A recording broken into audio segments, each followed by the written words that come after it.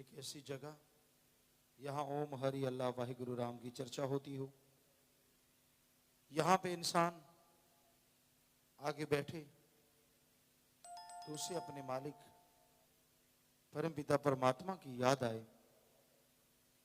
खुद में क्या गुण है, क्या अवगुण है, इनका पता चले। भगवान के लिए रीत कौन सी है, सही रास्ता, और कुरीत गलत रास्ते कौन से हैं, इसका पता चले।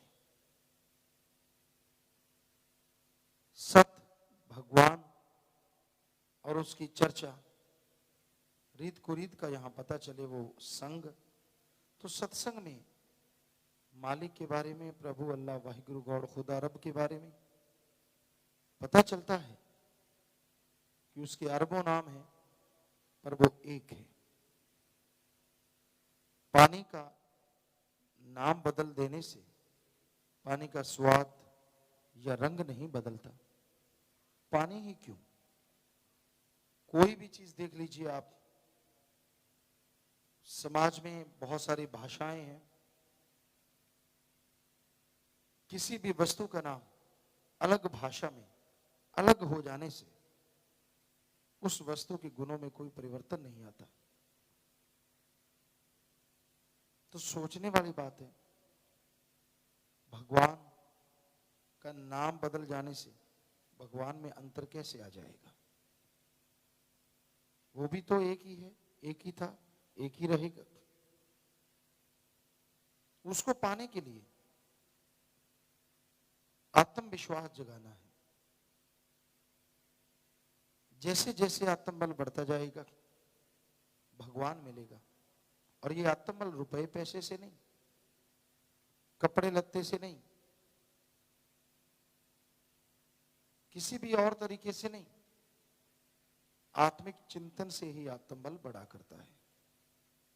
और आत्मिक चिंतन के लिए मेथड है, जिसे हमारे हिंदू धर्म में कहते गुरु मंत्र, इस्लाम धर्म में कहते कलमा, सिख धर्म में नाम शब्द, और इंग्लिश फकीर द गॉड्स वर्ड्स या मेथड ऑफ मेडिटेशन। भाषा अलग है, मतलब एक ही है। आत्मबल को जगाने के लिए जिन शब्दों का इस्तेमाल किया जाता है, उस मालिक का मूल मंत्र है, उसका नाम है। जैसे आप सब लोग बैठे हैं, आदमी आदमी कहने से आप में से कोई उठेगा नहीं, और नाम लेके बुलाएं तो झट से खड़े हो जाओगे। उसी तरह उस ओंकार का नाम है, उस नाम से उसे बुलाएंगे तो वो जरूर सुनेगा। वैसे अगर भगवान भगवान कहेंगे तो 33 करोड़ देवते, कोई कहता है 365 करोड़ देवते, देवी देवता हैं, वो सबके सब भगवान हैं। भगवान भगवान कहने से कोई नहीं बोलेगा, सबके मूल मंत्र हैं। तो जिसने ब्रह्मा जी, विष्णु जी, महेश जी को बनाया, सारी सृष्टि को बनाया, उस ओंकार का मूल मंत्र, गुरु मंत्र पीर फकीर करते हैं। गुरु मंत्र का मतलब होता है भगवान के वो शब्द जिनको गुरु पहले खुद अभ्यास में लाए, यानी जिनका अभ्यास पहले गुरु करे फिर अपने शिष्यों को दे, वो भगवान के शब्द कहलाते हैं गुरु मंत्र या नाम शब्द। तो वो शब्द आप ले लें, घर ना छोड़ो, परिवार ना छोड़ो, काम धंधा ना छोड़ो, चलते हुए, लेट के, बैठ के, काम धंधा करते, जीभा से, ख्यालों से आप उनको दोहराते रहो। ख्यालों से कैसे? जैसे आप बैठे हैं, बैठे कहीं और हैं, दिख कुछ और रहे हैं, अंदर प्रोग्राम कोई और ही चल रहा है। इधर क्या है, उधर क्या है, वहाँ क्या है, उधर क्या, ये ऐसा है, वो वैसा है। तू कैसा है? कभी अपने बारे में सोचा है इतना, जितना दूसरी तरफ आंखें घुमा घुमा के चर्चा कर रहा है? खुद के बारे में कभी अवलोकन किया कि तेरे अंदर क्या है? कितना चालबाज है, कितनी ठगियां मारता है, कितना भ्रष्ट है, कितना बेईमान है। कभी लानत डाली है खुद पे? दूसरों को तो बड़ा आसान है, फलां बुरा, धिंकड़ बुरा, वो गलत, वो गलत। कभी अपने गिरेबान में भी तो देखो, बजाय फजूल की बातों के क्यों ना उन ख्यालों में ओम हरि अल्लाह वाहिगुरु गौड़ खुदा रब, जो भी आप उसका नाम लेते हैं, उसके मूल मंत्र का अभ्यास करो। यकीनन आपके पाप कर्म कटेंगे, यकीनन आपके अंदर आत्मविश्वास आएगा, और आत्मविश्वास सफलता की कुंजी होता है। जिनका अंत्यकरण साफ हो जाता है, पावरफुल हो जाता है, वो समाज के हर अच्छे नेक क्षेत्र में तरक्की करते चले जाते हैं, कभी भी वो पीछे नहीं हटते। तो इसलिए भाई आप भक्ति करो, सुमरन करो। दुनियादारी के धंधों में आपने सारी जिंदगी गुजार ली, क्या रिजल्ट निकाला? बाल बच्चे पैदा कर लिए, बैंक बैलेंस है, पता नहीं वो बच्चे कब दुदकार दें। हो सकता है आपकी बुजुर्ग अवस्था ऐसी आ जाए कि चारपाई से ना उठ पाओ, तब देखना कौन अपना कौन पराया। खुद के नाम अगर आपके जमीन जायदाद है तो बच्चे आपके अपने बने रहेंगे, आपको लगेगा मेरा खून मेरी बहुत सेवा कर रहा है। तो इसलिए जमीन जायदाद अपने नाम जरूर रखो, क्योंकि आजकल सेवा के लिए माँ बाप नहीं, माया रानी चाहिए। अगर वो आपके नाम है तो आपको आपके बच्चे बड़े अच्छे लगेंगे, क्योंकि उनको पता है कि बुजुर्ग जिसकी सेवा से खुश हो गए उसको ही खजाना सौंप जाएंगे। और अगर आपके पास कुछ भी नहीं है तो फिर उधर भी कुछ भी नहीं है, बड़ा मुश्किल होगा। बीज नाश नहीं होता। अच्छे बच्चे, अच्छे नेक लोग भी हैं जो बिना किसी गर्ज के सेवा करते हैं, पर ज्यादातर गर्जी हैं। तो इसलिए भाई इस कलयुग में मेहनत करो, हिम्मत करो, और मालिक का नाम जरूर जपो, क्योंकि भगवान एक ऐसा साथी है जो कभी साथ नहीं छोड़ता।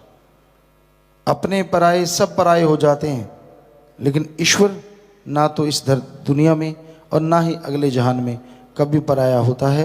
वो एक बार जो उसे अपना बना लेता है वो दोनों जहां में उसका हो जाता है और खुशियों से माला माल करता। सदगुरु मौला अल्लाह राम से जो प्यार मोहब्बत करते हैं, जो उसके राह पे चला करते हैं, उनके इरादे बुलंद होते हैं, उनके दिलो दिमाग में सदगुरु मौला समाये होते हैं। मालिक की राह पे चलना कोई आसान काम नहीं, लेकिन असंभव नहीं है। चलते हैं मालिक के प्यारे, चलते हैं जिन पे रहमो करम है मालिक का, चलते हैं जो नफस शैतान से यानी मन जालिम से लड़ते हैं, चलते हैं जो सदगुरु के वचनों पे 100% अमल करते हैं। और जो चलते हैं वो खुद तो क्या, उनके बाल बच्चे तो क्या, उनकी वो कुलें जो गुजर गई और वो कुलें जो भी इस दुनिया में नहीं आई, उनकी वजह से ही उन सब का उद्धार हो जाता है। सेवा जिसके भाग्य में मिल जाती है, तन से, मन से, धन से, जो सेवा करते हैं वो सेवा कभी भी खत्म नहीं होती, यानी की गई सेवा कभी बर्बाद नहीं होती, उसका फल 100% मिलता ही मिलता है। आदमी का मन बड़ा जालिम है, मनमते लोग बड़े जालिम है, काल तो महाजालिम है। इंसान को भरमाता है, इंसान को भटकाता है, कभी काम वासना विषय विकार के ख्याल देता है, कभी क्रोध के घोड़े पे सवार कर देता है, कभी लोभ लालच के जाल में फंसा लेता है, कभी मोह ममता की जंजीरों में उलझा देता है, और कभी अहंकार के पहाड़ पे चढ़ा देता है। ये मन का काम है।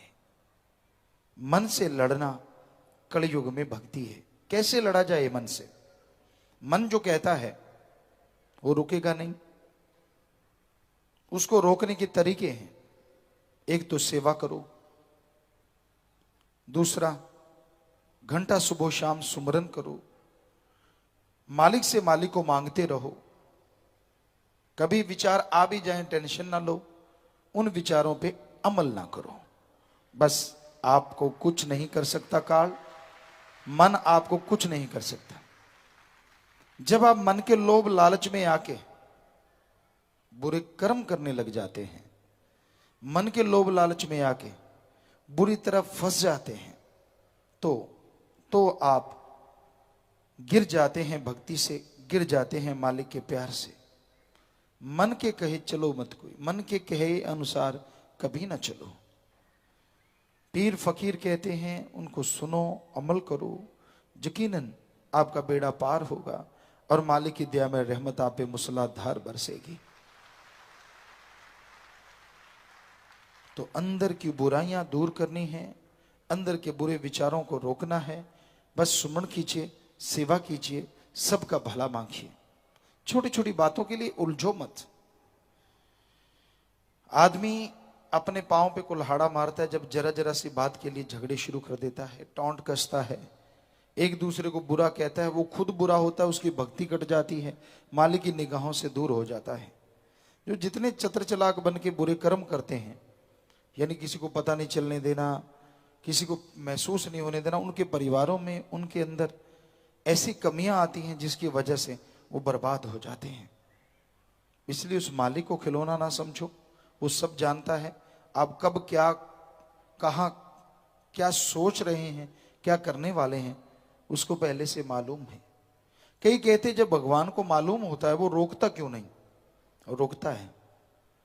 जो मालिक का प्यार करने वाले हैं, मालिक का नाम जपने वाले हैं, उनके अंदर आवाज जरूर आती है कि तू गलत रास्ते पे चल पड़ा, तेरा रास्ता बदल गया है, अब तू बुरे कर्म करने शुरू कर रहा है, मनमते चल रहा है, गुरुमता तेरा खत्म हो गया है। लेकिन मन अहंकारी इतना दबा देता है, अरे छोड़, गुरुमते चल के कौन सा तुझे हीरे मोती मिल गए, गुरुमते चल के कौन सा तुझे जायदाद मिल गई, चल तू अपने हिसाब से चलेंगे, अपने हिसाब से जिंदगी जिएंगे। फिर अपने हिसाब से ही कर्मों का बोझ उठाना पड़ता है, तब कुरलाता है, लेकिन तब तक बहुत देर हो चुकी होती है। इसलिए संत पीर फकीर जो बताते हैं कि अल्लाह मालिक की आवाज तो आती है कि बुरा कर्म मत कर, मनमते मत चल। एक बार की बात है, परमपिता शास्त्राम जी दाता रहबर के पास कोई सत्संगी आए और हम भी आए थे, हमें पूरा ख्याल में नहीं आए थे या नहीं, लेकिन याद आता है कि हम आए हुए थे। तो उस किसी सज्जन ने आके पूछा, पिताजी ये मैं घर बना रहा हूं वैसी लाइन से खींच के, तो मैं जंगला इधर रखूं या उधर रखूं? अब पास खड़े जिम्मेवार थे, वो हंसने लगे, कहते यार ये भी कोई पूछने वाली बात है, तेरी मर्जी, जिधर मर्जी जंगला रख ले। परम पिताजी मुस्कुराए। सत्संगी कहने लगा, नहीं मैं तो पिताजी से पूछूंगा। तो बेपरवाह जी ने फरमाया, गुरसिख की भावना होती है, जो जंगला भी पूछ के रखते हैं उनके मकानों की रक्षा भी फिर मालिक ही किया करते हैं।